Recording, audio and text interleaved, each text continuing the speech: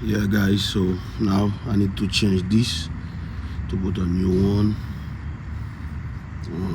I already unscrew everything, so see, so I'm gonna go buy this in a local AutoZone near me, so and then I'm gonna show you the process later on how everything went.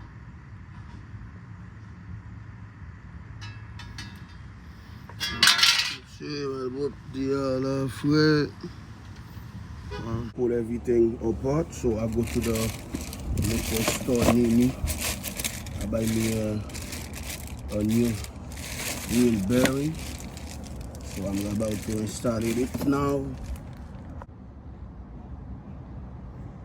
Yeah, so I go to